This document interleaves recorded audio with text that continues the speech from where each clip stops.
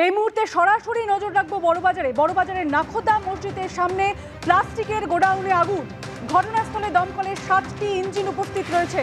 আমরা এই মুহূর্তে বড়বাজারের দিকে নজর রাখবো। বড়বাজারের নাখোদা মসজিদের সামনে আগুন, সেখানে প্লাস্টিকের গোডাউন এবং তার সামনে আগুন রয়েছে। ঘটনাস্থলে দমকলের 7টি ইঞ্জিন উপস্থিত রয়েছে। আমরা সরাসরি চলে যাবো আমাদের প্রতিনিধি সুকান্ত মুখোপাধ্যায়ের কাছে। সুকান্ত, এই মুহূর্তের কি পরিস্থিতি?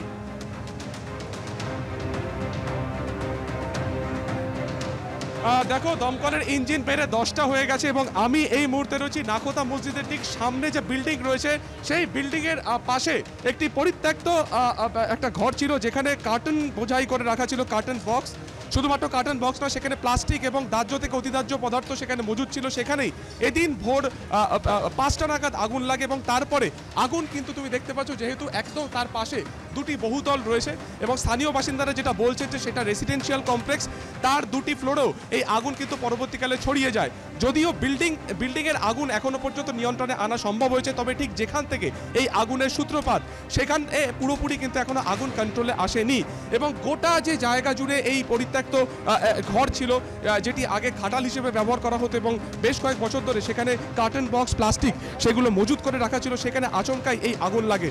স্বাভাবিকভাবে যেহেতু অত্যন্ত ঘিঞ্জি এই জায়গা, এই আগুন দ্রুত অন্য বিল্ডিংয়ে ছড়িয়ে পড়তে থাকে। তবে যেটা তোমাকে বললাম যে দমকল দ্রুত কাজ শুরু করাতে বিল্ডিং যেগুলো রয়েছে সেখান থেকে আগুন অনেকটা নিয়ন্ত্রণে করা সম্ভব হলেও মূল যে জায়গা সেখানে এখনো পর্যন্ত কিন্তু আগুন পুরোপুরি নিয়ন্ত্রণে করা সম্ভব হয়নি। তুমি দেখতে পাচ্ছ দাউ দাউ করে আগুন জ্বলছে এবং তার যে অংশ, যে দেওয়ালের অংশ, সেটা ব্যাপকভাবে ক্ষতিগ্রস্ত হয়েছে। আশপাশে যে সমস্ত ঘর রয়েছে সেগুলোকে আপাতত খালি করে দেওয়া হয়েছে এবং আগুনের তীব্রতা এতটাই ছিল যে এই যে ঘরের পাশে যে স্কুটি রয়েছে বা বাইক ছিল, তুমি দেখতে পাচ্ছ তার অবস্থা পুরোপুরি পড়ে গিয়েছে। ছোটোখাটো যে সমস্ত দোকান ছিল সবটাই কিন্তু আগুনে ক্ষতিগ্রস্ত হয়েছে এবং ক্যামেরা প্রিয় গোপাল রয়েছে, আমি তাকে দেখানোর চেষ্টা করব যে এইখানে কি সমস্ত জিনিস মজুদ ছিল। প্লাস্টিকের কার্টন থেকে শুরু করে সেখানে কিন্তু বক্স, কাগজের বক্স, এছাড়া প্লাস্টিক সেখানে প্রচুর পরিমাণে মজুদ করে রাখা ছিল। সেখানেই কোনোভাবে এই আগুন লাগে এবং তারপরে কিন্তু আগুন ছড়িয়ে পড়ে দ্রুত। দমকলের যারা আধিকারিক রয়েছেন, প্রথমে 7টি ইঞ্জিন আসে এবং তারপরে কিন্তু এখানে আরও বেশ কয়েকটি ইঞ্জিন আসে এবং 10টি ইঞ্জিন এই মুহূর্তে কিন্তু এখানে কাজ করছে। আশপাশে যারা থাকেন, যেহেতু অত্যন্ত ঘিঞ্জি জায়গা, স্বাভাবিকভাবে এই আগুন লাগার ফলে তারা কিন্তু যথেষ্ট আতঙ্ক বোধ করছেন এবং গোটা এলাকাতে এই মুহূর্তে কিন্তু পুরো কালো ধোঁয়া ছড়িয়ে পড়েছে। এই যে জায়গা, এখানে এখনো পুরোপুরি আগুন নিয়ন্ত্রণে আনা সম্ভব হয়নি। অন্যান্য যে সমস্ত বিল্ডিং, রেসিডেন্সিয়াল বিল্ডিং যা এখানে রয়েছে, তার প্রত্যেকটা মানে এন্ট্রি পয়েন্ট সেখানে কিন্তু আগুন একটা সময় ছড়িয়ে পড়ে। তাই স্বাভাবিকভাবে সেখান থেকে সমস্ত মানুষকে ছাদের উপর তুলে দেওয়া হয়েছে। ক্যামেরা প্রিয় গোপালকে দেখানোর চেষ্টা করব। তুমি দেখতে পাচ্ছ যে বৈদ্যুতিন যে তার, সেই বৈদ্যুতিন তার গোটা এরিয়া জুড়ে একেবারে মাথার ওপর থেকে গেছে। যখন এই আগুন লাগে স্বাভাবিকভাবে সেই সমস্ত জায়গাতে আগুন ছড়িয়ে পড়ে।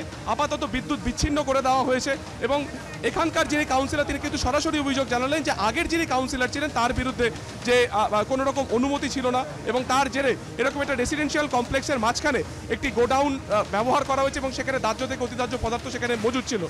দমকলের তরফে চারদিক থেকে কিন্তু আগুন সোর্স পয়েন্টে তারা পৌঁছানোর চেষ্টা করছেন এবং আগুন অন্যান্য বিল্ডিংয়ে যেখানে ছড়িয়েছিল সেখানে আগুন আপাতত নিয়ন্ত্রণে আনা হলেও ঠিক যেখান থেকে আগুনের সূত্রপাত সেখানে এখনও কিন্তু পুরোপুরি আগুন নিয়ন্ত্রণে আনা সম্ভব হয়নি। স্বাভাবিকভাবে 7 সকালে এই আগুনের জেরে অত্যন্ত ঘিঞ্জি জায়গা, ব্যবসায়িক জায়গা, এখানে কিছুক্ষণের মধ্যে দোকান খোলে, সেই সমস্ত জায়গাতে কিন্তু আতঙ্ক ছড়িয়েছে।